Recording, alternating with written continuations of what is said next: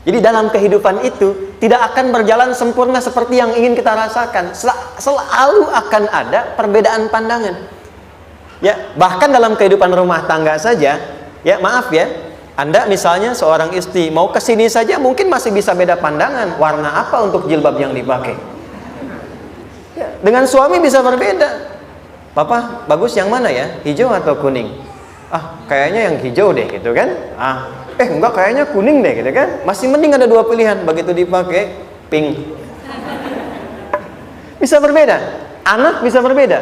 Jadi kesan pertama yang ingin dibangun bahwa dalam kehidupan sudah pasti akan ada keragaman pandangan. Dan yang kedua, yang tidak normal, keragaman pandangan itu boleh jadi melahirkan tindakan-tindakan yang kontraproduktif. Mungkin akan mendapatkan celaan. Allah dicela, malaikat dicela, Rasul dicela, Nabi dicela, sahabat dicela, tabi'in dicela, ulama dicela. Kita siapa yang mungkin belum menjadi bagian dari orang-orang itu dan ingin bebas dari celaan? Itu mustahil. Jelas sampai sini? Jadi kalau mendapatkan celaan, berbahagialah, berarti kehidupan kita normal. Jelas? Pernah mendapatkan celaan dalam hidup? Halo? Pernah disoal oleh orang lain? Pernah direndahkan oleh orang lain? Nah, Allah tuh memberi kesan kepada kita, jangankan engkau, Rasul yang paling mulia saja pernah mendapati itu. Tapi bagaimana seni mendapatkan ketahanan sehingga dalam dicela pun tetap tenang, dalam disoal pun tetap hatinya nyaman. Karena ketenangan itu yang membawa pikiran tenang dan tindakan yang terukur. Dan kadang-kadang ketenangan itu lebih penting bahkan dibandingkan dengan harta yang berlimpah. Seringkali saya berikan perbandingan dari sejak dulu kita belajar kan. Coba pilih mana? Saya yakin masih konsisten. Pilih mana? Kaya tapi gelisah atau miskin tapi tenang? Tidak boleh ada pilihan ketiga, saya tahu itu. Kaya tapi gelisah atau miskin tapi tenang? Pilih mana? Ya, saya tahu kan. Kaya tapi tenang. Oke, di fase ini wahyu belum turun. Nabi sudah ngajar, turun wahyu, turun ala-ala, turun beberapa surah. Tiba-tiba ada masa jeda, wahyu belum turun. Sepekan belum turun, sebulan belum turun. Disitulah muncul seakan ada amunisi bagi orang-orang yang tidak senang dengan Nabi, tidak senang dengan ajakan Nabi pada kebaikan. Ini poin yang kedua. Kalau Anda berbuat baik, pasti ada tantangan. Ingat ya, kalau Anda berbuat baik, apapun itu, pasti ada tantangan yang menguji konsistensi kebaikan itu apakah serius untuk dilakukan atau tidak. Maka mulai muncul tuduhan. Lihatlah Muhammad dari ditinggalkan sama Tuhannya. Tuh Muhammad udah gila tuh, naik turun bukit, naik turun lagi, kayak orang bengong. Muhammad udah ada beban di pundaknya. Jangankan umatnya, Rasulnya saja yang mengklaim Rasul punya masalah katanya, ya kan? Dan ditinggalkan Tuhannya, kok masih mau ikut Muhammad? Maka dalam keadaan itulah kemudian ditunggu, naik turun, turunlah kemudian dua surah sekaligus, surah 93, surah 94, yaitu surah Ad-Duha dan Al-Insyirah.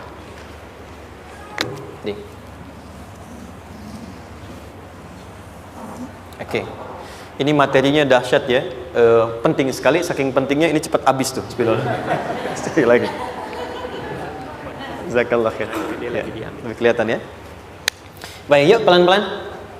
Jadi turunnya surah Ad-Duha dan surah Al-Insyirah, hikmahnya satu atau fungsinya satu, memberikan petunjuk bagaimana mengatasi satu persoalan sesulit apapun tapi masih dapat menghadapinya dengan keadaan yang tenang. Satu surah ini atau dua surah diturunkan untuk membimbing setiap hamba menuju kepada ketenangan hati. Dua, membangun kekuatan mental sehingga dalam situasi apapun dia tetap kuat mengatasi berbagai persoalan kehidupan. Nanti terapannya banyak, di bisnis ada. Nanti saya turunkan contohnya.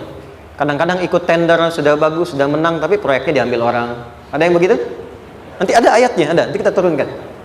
Udah siap-siap, kan? Pengen melamar, ternyata keduluan orang, gitu kan? Udah siap-siap, pengen dapat ini, mau lulus, ternyata nilainya nggak seperti yang diharapkan. Muncul, ada, selalu ada demikian. Nanti kompleksitasnya banyak. Tapi dua surah ini kalau kita bisa kuasai artinya dengan baik, pahami dengan benar, maka akan ada sesuatu yang beda yang terasa dalam jiwa kita dan kesiapan mengatasi setiap persoalan dalam kehidupan. Yuk kita baca dulu ya supaya dapat keberkahannya dari dua surah ini. Saya bacakan, Anda ikuti ya. A'udzu billahi minasy syaithanir rajim.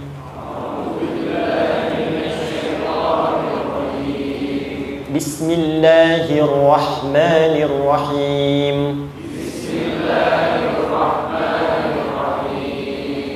Wadduha wal-laili idza saja ma wadda'aka rabbuka wa ma qala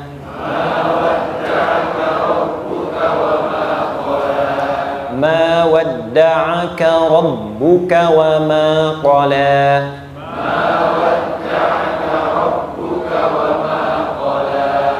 walal akhiratu khairul laka minal ula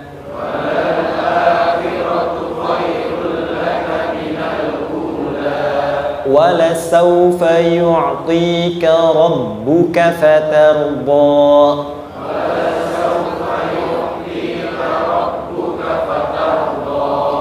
alam yajidka yatiman fa'awa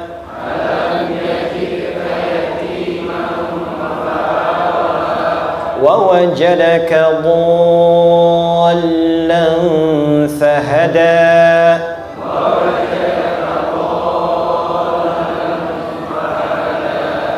ووجدك عائلا فأغنى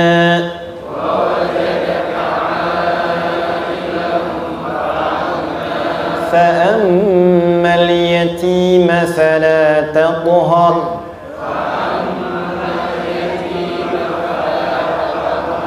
وأما السائل فلا تنهر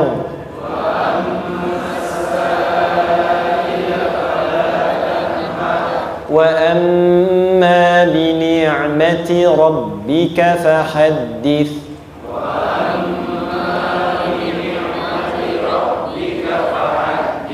Baik, satu surah dulu, alhamdulillah. Izin saya bacakan tadi untuk diikuti supaya setidaknya kalau kita pulang dan ditanya bagaimana hidupmu engkau jalani, seperti apa engkau berinteraksi dengan Quran yang telah aku turunkan, maka kita pernah menjawab, ya Allah kami pernah baca akan itu.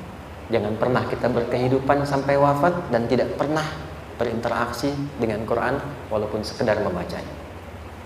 Wadduha, aku bersumpah, setiap huruf waw yang berada di awal kalimat di satu surah itu makna utamanya berarti sumpah.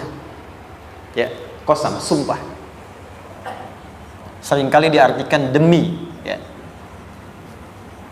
Wal asri, demi masa. Wal fajri, demi waktu fajar. Wal laili, demi malam. Intinya sumpah. Sebentar, pelan-pelan. Kalau Allah menyampaikan sesuatu kepada kita, yakin tidak? Saya ulang, yakin tidak? Serius? Hah? Kalau yakin, kenapa tidak dilakukan? Ya, itu pertanyaan besar ya. Baik, kalau Allah menyampaikan, tidak bersumpah pun harusnya kita yakin. Tapi kalau Allah bersumpah dalam kaidah ilmu tafsir, berarti ada sesuatu yang sangat penting, yang saking pentingnya akan sangat dibutuhkan oleh setiap hamba, sehingga diminta setiap hamba itu fokus menyimak apa yang mau disampaikan. Bahkan saking pentingnya menyimak itu, Allah bersumpah. Jelas? Jadi kalau teman-teman menemukan di Quran ada ayat dibuka dengan sumpah, berarti ada kasih Allah yang tinggi yang akan disampaikan di ayat itu sampai meminta kita fokus untuk menyimaknya. Ad-duha, untuk memudahkan maknanya, teman-teman kalau waktu duha itu jam berapa ya? Oke, sebetulnya dimulai sejak matahari itu mulai naik, yang memantulkan ya atau menyinari cahayanya itu mulai terasa lembut. Ya, kalau misalnya kita ambil 1,5 jam setelah subuh. Sekarang subuh 4:30 lah, taruhlah 4:30 ya. 1,5 jam berarti jam 6 kan? Nah, itu awal duha tuh. Awal duha. Sampai ke pertengahan kurang lebih 9:30, jam 10. Akhir duha jam 11 sampai menjelang ke zuhur. Awal duhanya disebut dengan syuruk namanya. Syuruk. Jadi syuruk itu awal duha. Kalau sudah jam 6 ada cahaya matahari ya. Enak nggak ke tubuh kita itu? Nyaman nggak? Jam 8 enak nggak kalau berjemur ya? Jam 9 enak ya? Nah, ini kata kiasan dalam bahasa Arab. Kalau kita merasakan sesuatu yang enak, nyaman, memberikan manfaat yang banyak, itu orang Arab sering memberikan kiasan dengan waktu-waktu tertentu. Di antaranya duha. Jadi kalau kita menemukan kalimat duha, jangan langsung diartikan ke waktu duhanya. Boleh jadi yang diinginkan adalah makna di balik itu, yaitu semua kenikmatan dan kenyamanan yang didapatkan. Cara mengartikan ini, wadduha, aku bersumpah kata Allah, ya Muhammad, demi semua kenikmatan yang kau rasakan dalam hidup, seperti engkau merasakan kenikmatan cahaya duha itu. Jelas? Wal-laili idza saja, dan aku bersumpah, al-lail, lail itu apa? Malam. Baik, lail turunannya, layali jamaknya, lela, lili, lala, itu malam. Jadi kalau ada ibu leli, ibu malam-malam ya. Lail. Oke. Lail itu malam. Malam gelap nggak? Gelap. Tapi kalau gelapnya gulita, tidak ada cahayanya, gelap betul gitu. Gelap ya. Misalnya sedang kita dapati misalnya satu momentum padam lampu, padam semua, dan pas gerhana misalnya gelap sekali. Nah, itu bahasa Arabnya disebut dengan saja namanya. Ya, saja. Wal laili idza saja. Dan malam apabila telah gulita, zaman Nabi kan nggak ada lampu ya, belum ada PLN ya, dan seterusnya, jadi gelapnya betul-betul gelap. Saya mau tanya sebentar, biasanya kalau situasi gelap itu mudah nggak menemukan benda tertentu? Melangkah mudah atau sulit? Tidak mudah untuk dilakukan kan? Dalam bahasa Arab, kalau kita ingin mengungkapkan satu kegamangan yang luar biasa, sampai kita merasakan gelap dan sulit melangkah, bukan hanya karena nggak ada cahaya, mungkin karena ada pekerjaan tertentu yang menyulitkan, masalah tertentu yang menyulitkan, sehingga merasa seakan-akan kita tuh gelap, makan nggak enak, melangkah susah. Pernah nggak merasakan situasi yang saking beratnya satu beban itu seakan-akan makan nggak mau, melangkahnya berat, ada vertigo, kadang-kadang pusing? Pernah merasakan itu? Itu bahasa Arabnya wal-laili idza saja. Perhatikan kalimatnya, ya Muhammad sallallahu alaihi wasallam, aku bersumpah demi semua kebahagiaan dan kenikmatan yang engkau pernah raih, seperti merasakan kenikmatan cahaya duha. Dan mungkin persoalan hidup yang pelik yang membuat engkau merasakan kesulitan, seakan-akan merasa di suasana gelap yang gulita. Ma wadda'aka rabbuka wa ma qala. Tanamkan dalam jiwamu yang paling dalam, aku tidak akan pernah meninggalkanmu. Ada suami pulang dari pekerjaan, mendapati istri sedang termenung dan mengalir air matanya. Tiba-tiba suaminya datang mengatakan, hangat sekali pada istrinya, di sampingnya membelainya dan mengatakan, "Ma, demi semua suka yang pernah kita lalui bersama, dan demi duka yang mengalirkan air matamu saat ini pun, tanamkan dalam hatimu yang paling dalam, Papa akan selalu bersama Mama dalam setiap situasi itu." Kira-kira para ibu merasakan itu bagaimana perasaannya? Masa sih? Tapi itu menarik loh. Menarik ya. Jadi kalau teman-teman ngaji surat Yusuf, di surat Yusuf itu laki-laki diilustrasikan dengan matahari, perempuan diilustrasikan dengan rembulan. Ya. Inni ra'aitu ahada asyara kaukaba wasyamsa wal qamara ra'aituhum li sajidin. Ayah, aku melihat bulan dan matahari serta 11 gemintang sujud hormat kepadaku. Jadi matahari diartikan itu sebagai laki-laki, suami, ayah. Kenapa disebut matahari? Diilustrasikannya, matahari itu kan menyengat dengan kuat. Kalau kita menjemur, mengeringkan pakaian, melindungi. Tipikal suami itu melindungi. Ada yang ganggu istri, sengat dengan kuat. Ada air mata yang mengalir, hei, keringkan itu sehingga tidak larut air mata mengalir di pipinya. Itu matahari. Sebaliknya rembulan. Rembulan itu kan enak dipandang, bukan bulannya ya, bukan bulannya. Kalau bulannya kan desainnya nggak sempurna baik terlihat, tapi cahaya rembulannya. tampil dengan indah, tampil dengan baik, enak dipandang, menenangkan, dan tidak tertukar. Jangan sampai ada istri jadi matahari, suami jadi rembulan. Jelas ya? Dengan kekuatan bulan aku menghukummu, ya kan? Itu salah. Oke. Tahan sampai sini, tahan. Lihat baik-baik. Saya berhenti sampai sini dulu. Kalau di Quran ada ayat menyebutkan, tidak spesifik orang yang disebutkan dan kapan kejadiannya, maka peristiwa itu akan terjadi dan dialami oleh kemungkinan generasi berbeda di setiap masa dengan tokoh berbeda tapi perasaan yang serupa. Sebaliknya, kalau disebutkan namanya, jelas identitasnya, kapan kejadiannya, maka peristiwa itu hanya akan menimpa orang tersebut dan tidak akan dialami lagi orang lain setelahnya. Saya tanya dulu yang akhwat, yang perempuan, kenal Maryam? Kenal, bagus. Kenal di mana? Maryam anaknya Imran, mengandung, melahirkan Isa alaihissalam, Yesus Mesias, tanpa disentuh laki-laki manapun. Dan di Quran identitasnya disebutkan langsung, Maryam binti Imran, wa Maryam ibnata Imran. Ini menunjukkan kesan bahwa yang mengandung dan melahirkan tanpa disentuh laki-laki manapun, itu hanya Maryam anaknya Imran. Ingat ya, mengandung melahirkan tanpa disentuh laki-laki manapun, bukan mengandung melahirkan tanpa suami. Kalau itu banyak dia, ya, mengandung melahirkan tanpa disentuh laki-laki manapun, hanya Maryam binti Imran. Tapi kalau nggak disebutkan siapa orangnya, kapan kejadiannya, tidak detail disebutkan, ini artinya situasi itu akan dialami kembali oleh orang di masa depan dengan generasi yang berbeda tapi substansi yang sama. Pertanyaannya, pernahkah kita mengalami situasi yang sulit sampai seakan merasa gelap? Nah, baik, maka adab yang pertama, jika mengalami situasi seberat apapun dalam berkehidupan, maka dekati Allah Subhanahu wa ta'ala. Ini awalnya, dekati Allah. Apalagi kalau ada yang mengatakan ini nggak mungkin, ini nggak akan terjadi, ini nggak bisa. Kalau sudah ada tanda seperti itu tanda langsung dari Allah supaya Anda diminta langsung mendekat kepada Allah dan tinggalkan semua makhluk. Karena Allah hanya akan mengabulkan langsung kepada Anda tanpa perantara siapapun. Itu yang terjadi pada Nabi Zakaria. Ini nggak mungkin, ini mustahil. Maka beliau langsung memohon kepada Allah dan langsung menyebutkan, ya Allah, saya minta darimu saja, tidak dari yang lain. Maka dikabulkan seketika. Jadi yang pertama, jika punya kesulitan sebesar apapun, seberat apapun, cepat dekati Allah.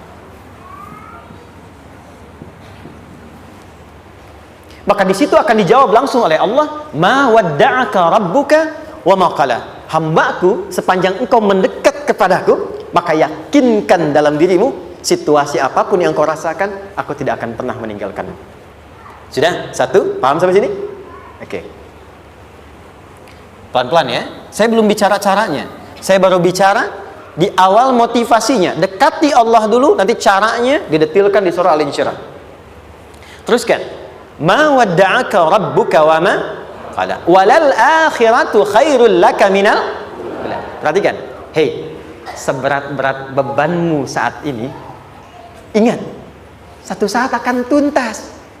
Dan ini pun ujian. Kalau sudah meninggal, gak ada ujian lagi. Dan nanti kehidupan yang sekarang, apapun yang kau pertentangkan, perdebatkan, perselisihkan, itu semua akan ditinggalkan. Jadi ternyata Allah mengungkap hakikat kehidupan dunia. Apapun yang diperselisihkan, tuh unik ya. Orang berselisih pada yang akan ditinggalkan. Aneh nggak? Ada orang berebut makanan, kan? Rebutan sampai berkelahi dan sebagainya. Pada akhirnya makanan yang diperebutkan itu pun akan ditinggalkan. Yang ini meninggal, itu meninggal. Jadi memperebutkan sesuatu yang pada akhirnya akan berakhir. Kata Allah, Allah sampaikan, jika Anda mengalami situasi, sesuatu yang mungkin membuat berat, tanamkan pada jiwa kita, hei, yang aku kejar-kejar ini, boleh jadi aku akan tinggalkan juga. Kenapa aku harus menangisi dan larut pada sesuatu yang tidak abadi? Maka Allah hibur kita dengan mengatakan, kamu tenangkan diri dulu. Semua yang kamu pikirkan sampai membuat kamu berat begini, pada akhirnya kamu tinggalkan, dan yang abadi itu akhirat. Walal akhiratu khairul laka minal. Dua, pelan-pelan sikapi setiap masalah dengan proporsional. Jangan terlalu larut dalam sesuatu. Dapat job satu, pengen, udah siap, kontraknya besar, tiba-tiba hilang. Dipikirin, Anda mikirkan itu pun nggak akan balik. Proporsional aja dulu. Ya, nanti caranya akan turun nanti di alim syirah. Tenangkan diri dulu. Prasangka baik kepada Allah Subhanahu wa taala. Boleh jadi apa yang Allah ingin berikan sebagai pendahuluan sekarang belum sampai kepada kita karena Allah menyiapkan yang lebih baik di balik itu. Kita belum tahu ada apa di balik itu sehingga kita tidak dapatkan itu. Sehingga kemudian Allah katakan walal akhiratu khairul laka minal ula. Teruskan wala saufa yu'tika rabbuka. Pelan-pelan. Orang yang punya sikap seperti ini itu cenderung lebih dekat mendapatkan ridha Allah dibandingkan dengan orang-orang yang larut dalam kesulitan. Orang yang move on dengan setiap persoalan dalam kehidupan, cepat berpikir secara proporsional, tidak menggantungkan hidupnya pada persoalan tertentu sehingga membuat dia menjadi beban, itu lebih mendekatkan dirinya kepada ridha Allah dibandingkan dengan orang yang meratapi persoalan hidupnya. Ya. Pelan-pelan. Jadi spiritnya, kalau punya masalah apapun, jangan dilarutin terus. Gak usah diratapi, cepat move on. Berpikir lagi, rencanakan lagi. Nanti, detailnya ada di Al Insyirah. Tapi poin besarnya, janji Allah mengatakan, kalau Anda bisa move on, proporsional, maka yang dijanjikan oleh Allah, di situ Allah percepat datangnya ridha Allah Subhanahu wa ta'ala.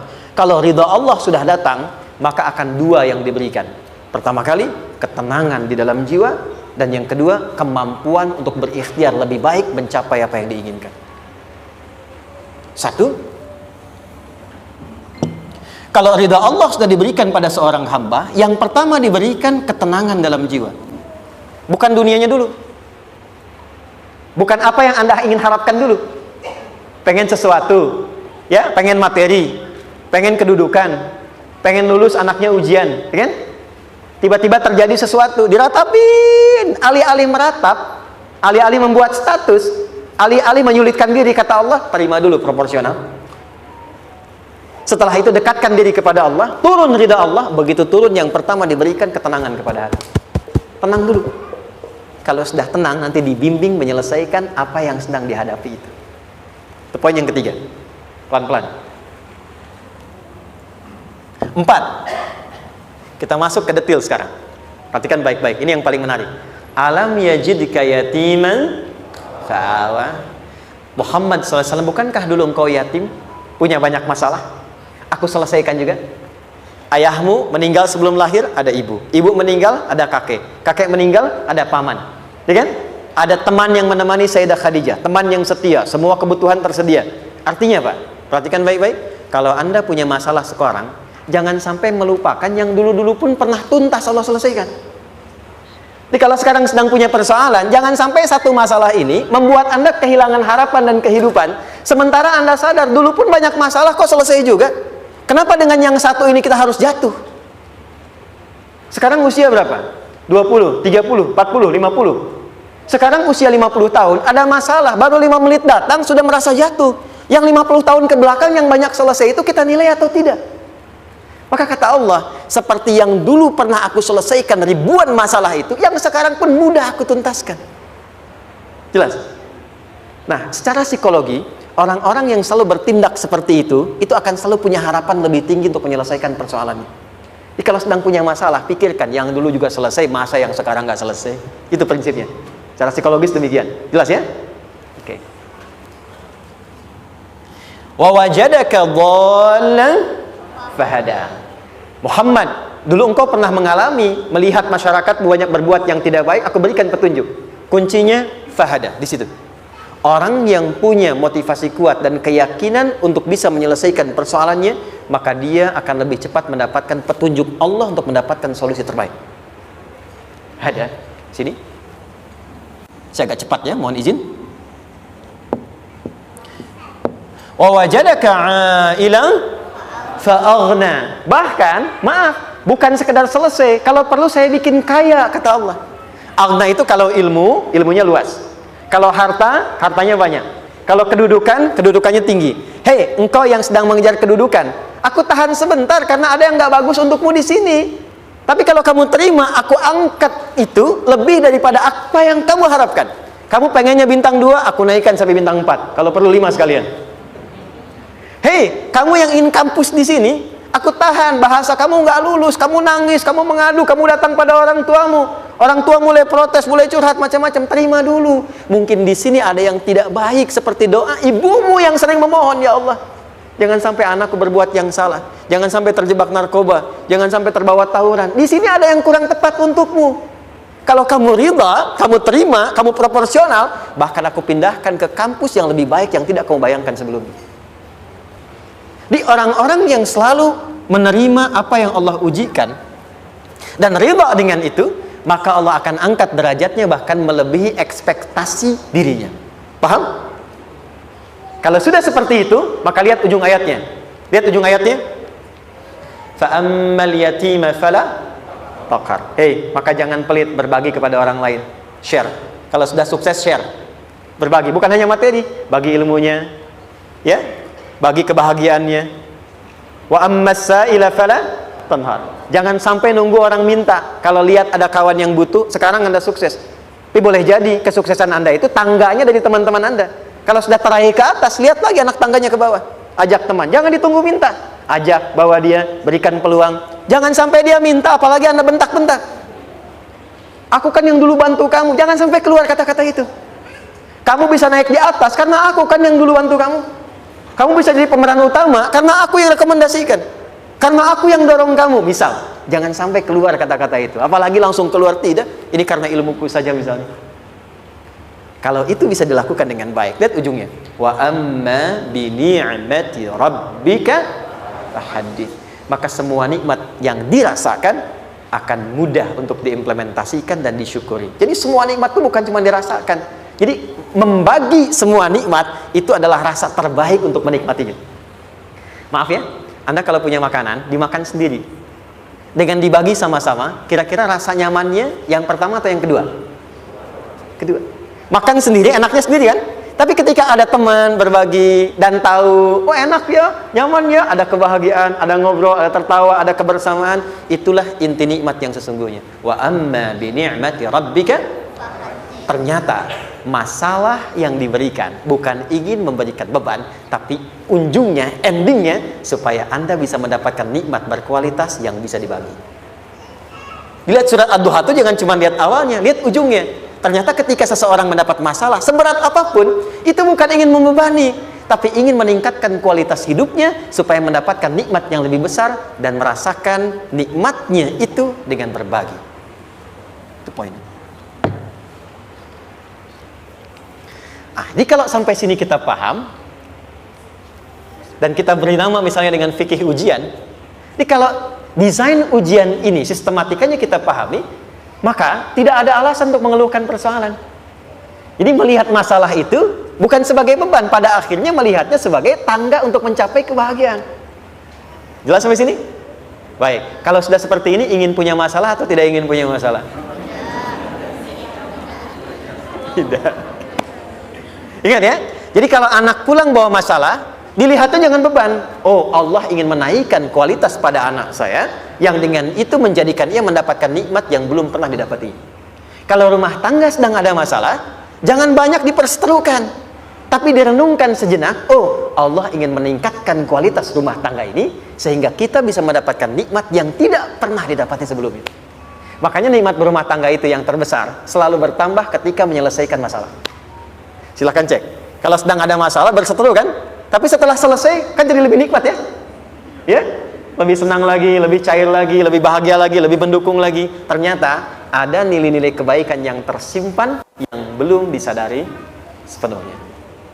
Pertanyaannya, kadang-kadang mudah diucapkan tapi tidak mudah mempraktekkan.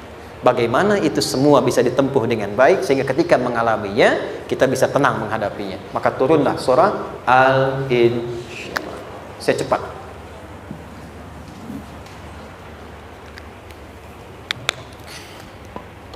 Teman-teman, ini apa? Kelas ya? Baik, pelan-pelan sedikit. Kira-kira volumenya besar kecil? Kecil ya? Baik. Kalau saya bandingkan dengan gayung, volumenya besar mana? Gayung ya? Baik. Kalau ini saya perlebar, sehingga bisa memasukkan apapun ke dalamnya, itu bahasa Arabnya disebut dengan insyirah namanya. Jelas? Meluaskan sesuatu sehingga terlihat lapang, sehingga memudahkan setiap hal masuk ke dalamnya. Itu insyirah namanya. Surah ini diberi nama dengan surah Al-Insyirah, yang berarti sesuatu yang lapang, yang tenang, yang nyaman. Yang diharapkan dengan keadaan hati yang lapang, nyaman, tenang itu, segala persoalan yang dihadapi dalam kehidupan akan mudah diterima dan tidak berdampak besar dalam menyikapinya. Maka bagaimana kemudian Allah memberikan turunan-turunan petunjuk supaya apa yang diharapkan ini bisa tercapai? Satu, izin mengilustrasikan. Saya kasih cerita sebentar. Ada seorang anak muda, kisah ini sangat viral, hampir setiap kita bisa mendapatinya. Datang kepada seorang kakek tua di sisi danau yang jernih sekali airnya. Dia berkeluh kesah tentang persoalannya. Dia katakan, saya punya masalah begini. Berat sekali terasanya. Kakek itu kemudian permisi, dia hanya membawa 2 genggam garam. Kemudian beliau bawa 1 gelas, ilustrasinya seperti ini. Dimasukkanlah kemudian garam itu ke gelas itu. Lalu diambil 1 gelas air yang jernih tadi dengan garam segenggam. Kata beliau, minum. Pemuda itu mengatakan, wah asin, minum aja dulu. Lalu ketika diminum, langsung ditumpahkan. Dia muntahkan, asin katanya. Lalu setelah itu kakek yang tadi melepaskan segenggam sisanya, dilempar ke danau tadi yang luas. Lalu diambil lagi dengan gelas yang sama. Sekarang minum. Bagaimana rasanya? Segar, enak, nyaman. Itulah hatimu. Kalau hatimu sempit sesempit gelas ini, maka masalah sekecil apapun akan selalu menghadirkan kesulitan seperti engkau menelan garam tadi. Tapi kalau hatimu luas, sebesar apapun masalah, tidak akan pernah berdampak pada dirimu kecuali engkau mampu menyusun rencana untuk mengatasinya. Kelapangan hati yang membuat diri kita mampu menerima persoalan apapun, itu yang disebut dengan insyirah. Makanya dulu tahun 90-an ada sinetron Hati Seluas Samudra gitu ya. Saya pernah tahu itu. Sama anaknya diapa-apain juga, masih aja ya menerima gitu. Dulu siapa ya? Jeremy Thomas dan lain-lain ya. Saya kira ada gitu. Ya, saya kira itu ya. Saya pernah lihat sejenak ya. Saya jarang-jarang nonton gitu. Pernah lihat aja. Saya senang riset. Jadi kalau riset itu ada riset dakwah, ada riset materi. Saya teman-teman yang musik gitu ya, saya tidak terlalu dekat dengan musik karena saya di Quran gitu. Tapi untuk mengetahui hukum musik itu bagaimana, saya riset. Sampai ke notasi saya tahu. C D F G A B C D F G D F G A B C D A B C D F G A F G A B C D E B C D E F G A B C D A B gitu kan ya? Ya, tapi kalau diminta piano, gitar, ini saya nggak bisa. Ya, tapi untuk menentukan hukum, nah kita bisa paham gitu. Misalnya boleh nggak baca Quran pakai langgam Jawa gitu kan? Nah hukumnya apa? Nanti dari teori itu muncul. Ya, paham ya? Nah, oke, balik sini. Perhatikan baik-baik. 1, saya agak cepat. Ini ditafsir langsung turun Al-Insyirah. Yang pertama, alam nashrah laka sadrak wa wada'na anka wizrak allazi qadha dhahrak. Tahan sampai sini dulu, 3 ayat. Saya mulai dari ayat kedua dan ketiga. Perhatikan baik-baik. Wa wada'na anka wizrak allazi anqadha dhahrak. Artinya apa? Artinya satu beban yang diletakkan di pundak yang berpengaruh kepada semua bagian tubuh. Kita pernah melakukan atau melihat yang angkat beban ya? Beban kan semakin berat diangkat, semakin terasa ke bagian tubuh ya, ke semuanya. Nah, itu namanya wizrak alladzi anqadha dhahrak. Beban yang dipikul yang berat sekali sampai semua merasa. Makanya jadi satu ungkapan dengan mengatakan dia sedang memikul beban yang sangat berat. Sampai kepalanya pusing, tidur nggak nyaman, miring kanan, miring kiri. Itu namanya ya alladzi anqadha dhahrak. 1. Saya percepat, akan ada satu masa dalam hidup setiap hamba merasakan satu persoalan yang seakan-akan beban berat yang dipikul sampai merasa kesulitan dari ujung kepala sampai ujung kaki. Siapapun itu. Jujur ya, setiap kita tanyakan pada diri sendiri. Setiap kita yang ada di sini, saya yakin pasti pernah atau bahkan akan mengalami satu peristiwa yang merasakan beban berat sampai seakan-akan ujung kepala sampai ujung kaki merasakan sakitnya. Ada yang sudah mengalami atau bahkan nanti akan ada yang melalui. Perhatikan baik-baik. Teruskan ayatnya. Wa rafa'na laka. Perhatikan. Kalau ada yang sedang merasakan itu, yakinlah kata Allah, pada saat itu sesungguhnya Allah sedang mengangkat derajatnya dan meningkatkan kualitas hidupnya untuk mencapai sesuatu yang istimewa yang belum pernah diraihnya. Dari sini kita buat persamaan ujian. Tadi kan berbanding lurus dengan harapan, banding lurus dengan solusi nanti pada akhirnya. Fokus. Lulus di sini, insya Allah setiap persoalan akan lebih mudah untuk diatasi. Ujian, seberat apapun yang sedang kita alami, tidak akan pernah diberikan kepada kita oleh Allah, kecuali ternyata hikmahnya untuk mengabulkan harapan-harapan besar yang sebetulnya kita mintakan. Jujur ya, setiap kita kan sering punya permohonan ya, sering berdoa ya, ya Allah minta ini, minta itu, minta ini, minta itu, gitu kan? Nah, cara Allah mengabulkan harapan kita itu, yang pertama, jalurnya lewat ujian. Karena semua kesuksesan itu, desain dasarnya adalah melewati ujian. Coba, anak-anak kita yang sedang sekolah itu, apa mungkin diwisuda dengan penuh kebahagiaan kalau nggak mengalami ujian? Hah? Lewat ujian dulu kan? Dia belajar dulu, ujian dulu, ngatasin soal dulu, lulus, baru wisuda. Apakah mungkin akan dapat IPK 4 yang diharapkan kalau tidak mengalami ujian? Belajar dulu, ya kan? Ada waktu, sempat dia bangun malam, siang, dan seterusnya, belajar, keringat, dan sebagainya, baru bahagia kan? Dan ternyata belajar itu untuk diwisuda. Sebab kalau kita tidak belajar, mustahil dapat wisuda. Kalau tidak lewat ujian, mustahil dapat ijazah. Karena ternyata harapan itu, hukum dasarnya dalam berkehidupan, bisa diraih dengan melewati ujian. Ini poinnya. Jadi mohon, kalau sedang mengalami sebuah peristiwa, dan kita harus menghadapi itu, coba renungkan, sebetulnya pernah berdoa apa sampai kita mengalami itu, sehingga dengan jalan itulah sebetulnya Allah ingin mengabulkan harapan yang dulu pernah kita mintakan. Jelas? Oke, satu. Yuk turunkan rumus ya pelan-pelan. Quran surah kedua ayat 286. Ini kesini dulu baru nanti kita balik lagi. 2 Al-Baqarah ayat 286. La yukallifullahu nafsan illa usaha. Tahan sampai sini. Lihat baik-baik. Hukum yang pertama. Hukum pertama. Allah tidak mungkin menguji seorang hamba di luar batas kemampuannya. Jadi kaidah yang pertama tadi, kalau kita sedang diuji, sebetulnya ada harapan dan doa yang pernah kita mohonkan dan Allah ingin mengabulkan itu, jalan pertama adalah ujian. Tapi adilnya Allah, tidak akan pernah kita diuji kecuali sesuai dengan kemampuan kita. Jadi kalau nggak mampu, nggak mungkin diberikan ujian. Ingat ya, kalau tidak mampu, tidak mungkin diberikan ujian. Artinya harapan yang kita mohonkan pun akan sesuai dengan kemampuan kita. Jadi kalau kita minta sesuatu nggak mungkin bisa menggunakannya, nggak akan dikasih. Nah, balik ke sini untuk memberikan ketenangan kepada hati kita. Kalau sedang menerima persoalan, setelah kita mengatakan, oh ini mungkin ada harapan yang ingin saya dapatkan, jalannya lewat sini. Untuk memberikan ketenangan kepada hati, begitu persoalannya tiba, langsung katakan pada diri kita, saya pasti bisa menjalaninya. Mustahil saya diuji kalau nggak mampu menjalaninya. Itu bahasa singkatnya. Ingat ya, kalau ingin mudah menyelesaikan persoalan, kata Quran, setiap ada ujian, langsung katakan pada hati kita, insya Allah bisa. Nggak mungkin saya diuji kalau saya nggak sanggup. Jelas? Dan tanamkan itu pada hati yang paling dalam. Ini nggak mudah. Kalau cuma disimpan di pikiran, jadi beban.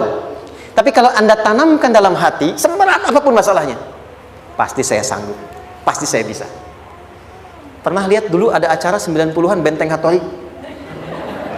Oke? Benteng Takeshi ya? Takeshi ya, gitu kan, artinya kan bisa jawab ya. Saya tahu Ninja Hattori mendaki gunung, lewati lembah, ya tahu ya. Son Goku, Son Gohan, saya tahu itu. Son Goku, Kamehameha, Piccolo itu, yang nulisnya Suzuki Watanabe, saya tahu itu. Benteng Hattori, balik lagi ya. Benteng Takeshi ya. Puncaknya kan main pakai itu kan, pakai tanknya dan sebagainya. Tapi pernah ingat gak satu episodenya itu? Begitu akan bertarung, kan selalu ada motivator di sampingnya itu mengatakan, ayo kamu bisa, gitu kan? Wah, namanya. Dia nggak ngaji Quran tuh, kita punya ayatnya.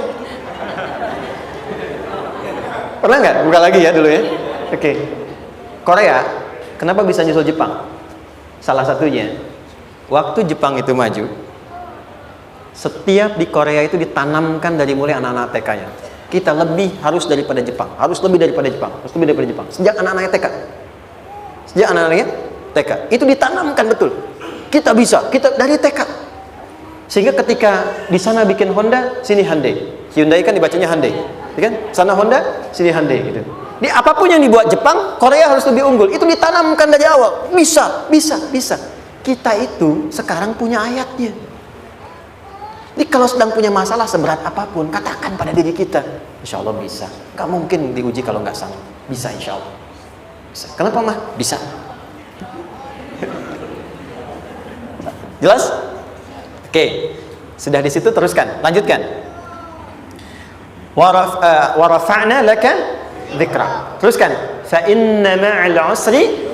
Nah, ini poin terbesarnya. Fa inna ma'al usri yusra. Fa huruf yang menunjukkan sesuatu berlangsung dengan cepat. Inna di ilmu nahwunya berbunyi begini, di gramatikal bahasa Arab. Harfu nasbin wa taukidin, tansibul isma wa tarfa'ul khabara, mabniyun 'alal fathi la mahalla lahu min al-i'rabi. Paham? Tidak. Inna huruf yang digunakan untuk menguatkan informasi agar ditancapkan ke dalam hati sekuat-kuatnya dan jangan pernah ragu. Jadi kalau orang Arab itu nancapkan tongkat begini dan kuat, tidak goyah, itu nasab namanya. Nasabar rajula asahu fil ardi. Inna ini harfu nasab. Jadi kalau ada di Quran dibuka informasinya dengan inna, maksudnya begini, hei, tancapkan informasi dalam hatimu dengan kuat, jangan pernah ragu. Yakinkan pada dirimu. Apa yang harus diyakinkan? Ma'al usri yusra. Inna ma'al usri yusra. Usrun sama dengan yusrun. Lari ke sini. Oke. Apa artinya usrun? Sulit. Oke. Sulit itu ada dua. Ada sa'bun, ada usrun. Kalau kesulitan yang relatif, kata si A sulit, si B mudah, itu sa'bun namanya. Contoh, kata si fulan, bahasa Jepang susah. Padahal kata yang lain tidak. Saya ke Jepang, anak-anak kecil begini bisa bahasa Jepang, gitu kan? Bagi mereka mudah, gitu ya. Saking mudahnya gitu. Kata shiwa, gitu. Anak-anak kecil, bagi mereka mudah, bagi kita belum tentu. Itu sa'bun. Inna lughatal yabaniyya sa'bah. Relatif. Tapi kalau kesulitan yang sifatnya mutlak, semua orang mengatakan sulit. Maaf, bawa mobil, sulit atau mudah? Bukan mengendarai ya, bawa mobil, bawa. Sulit ya? Sulit ya? Baik, sepakat sulit semuanya. Nah, itu dalam bahasa Arab dikenal dengan usrun. Kesulitan yang semua sepakat bahwa itu susah. Sulit, semua sepakat. Dan ketika ada orang bicara, aku sedang punya masalah begini, semua mengatakan, wah itu nggak mudah, itu usrun namanya. Lawannya, kemudahan yang relatif disebut sahlun. Tapi kemudahan yang semua sepakat bahwa itu mudah, itu yusrun namanya. Mengangkat spidol, semua mengatakan mudah, ringan, itu yusrun namanya. Perhatikan, Allah tidak memasangkan sa'bun dengan sahlun, tapi memasangkan usrun dengan yusrun. Orang-orang yang punya keyakinan kuat, setiap persoalan itu akan selesai, dan dia mengatakan pada dirinya, aku bisa melewatinya, maka perhatikan kalimatnya kata Quran, inna ma'al usri yusran. Sesulit apapun masalah yang sedang dia alami, maka Allah akan datangkan solusi semudah-mudahnya yang bisa dia nikmati. Dengan kata lain, kalau kita bawa ke bahasa psikologi, kalau sedang menghadapi persoalan seberat apapun, selain kita mengatakan ini pasti bisa saya lalui, saya insya Allah sanggup mengatasinya, katakan pada diri kita, ini pasti selesai, pasti ada solusinya, pasti mudah.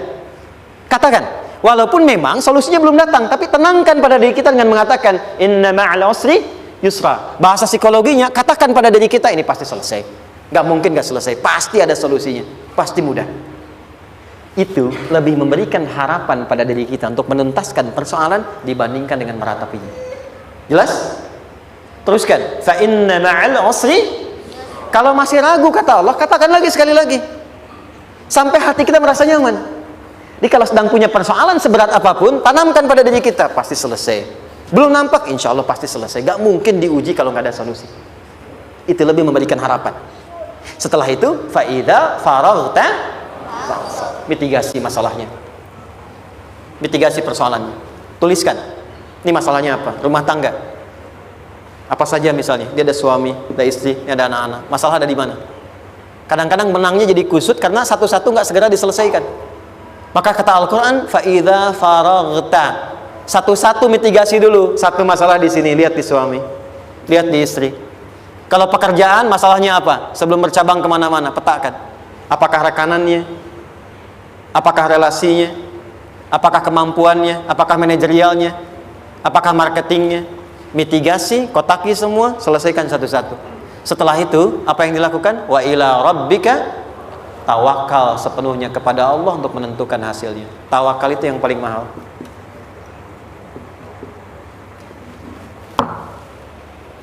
Anda kalau nggak punya kepasrahan, stres.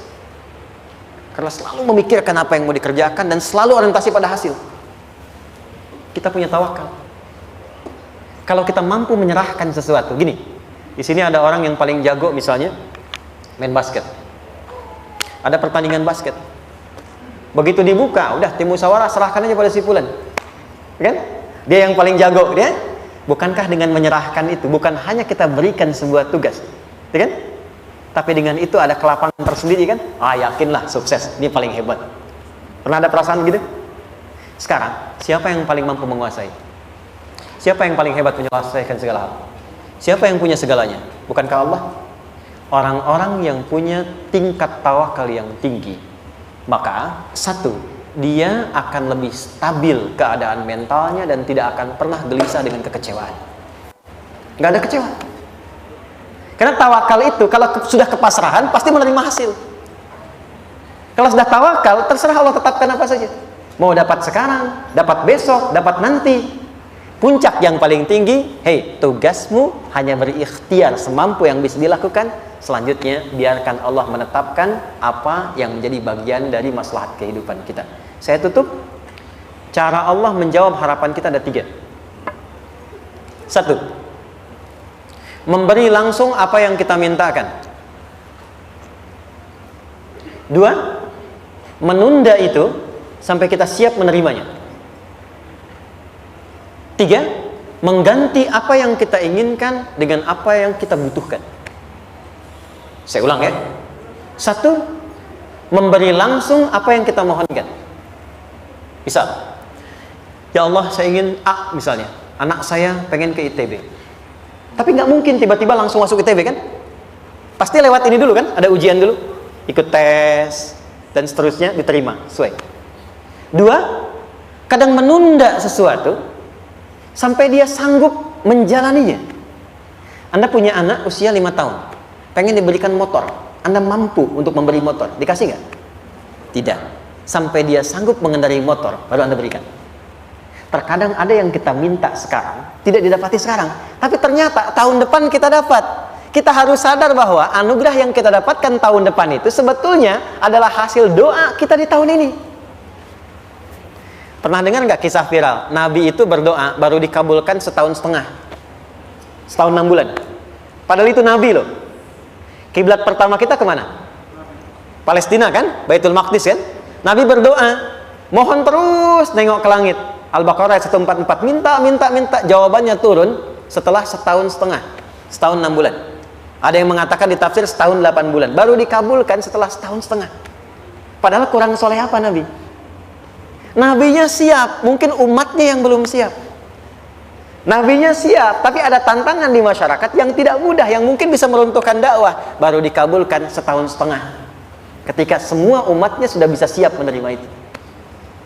Boleh jadi apa yang diminta orang tua sekarang terkabulnya mungkin belasan puluhan tahun pada anaknya yang nomor sekian. Tahu Imam Syafi'i? Imam Syafi'i itu kan nama aslinya Muhammad, bapaknya Idris, kakek yang ke atas yang ketiga namanya Syafi'i. Kenapa disebut Imam Syafi'i? Dinisbatkan pada kakek yang ke atasnya. Ternyata kakeknya ini seorang ulama besar, saleh, memohon kepada Allah, setiap di keturunannya ada yang bisa menggantikan lebih soleh, lebih baik lagi. Ternyata yang didapatkan bukan dari anaknya, tapi generasi keturunan yang kesekian. Anda belum sekarang bisa hafal Quran, misalnya Anda bermohon, berdoa, boleh jadi yang hafal mungkin bukan di anak, bisa di cucu, bisa di bagian keluarga yang lain. Maka terkadang tawakal itu tidak hanya memberikan hasil yang cepat, tapi memberikan keindahan yang terasa tertunda, tapi melengkapi kebahagiaan yang dirasakan. Penutupnya, boleh jadi minta ke ITB, diterimanya di Unpad. Minta motor, dapatnya mobil, kalau itu senang luar biasa. Minta mobil, dapatnya motor, gitu kan? Ternyata kadang-kadang desainnya yang terakhir, saya tutup, Allah mengabulkan apa yang kita butuhkan, bukan apa yang kita inginkan. Anak Anda sakit, dibawa ke dokter, kata dokter jangan dulu makan jeruk. Maka Anda pulang, dia minta jeruk, Anda berikan apel. Saya nggak mau apel mah, saya pengennya jeruk. Nggak apa-apa nah, ini apel rasa jeruk misalnya kan, Anda berikan. Ternyata apa? Bukan ingin menyakiti dan tidak mengabulkan keinginan anak, tapi lebih memberikan apa yang dia butuh. Kadang-kadang maaf ya, teman-teman mintanya proyek A, udah capek di situ nggak dapat, dapatnya di yang lain. Teman-teman, itu Allah berikan sebetulnya hasil ikhtiar Anda yang sebelumnya, cuma dikasih yang lebih baik yang tidak Anda pernah bayangkan maslahat.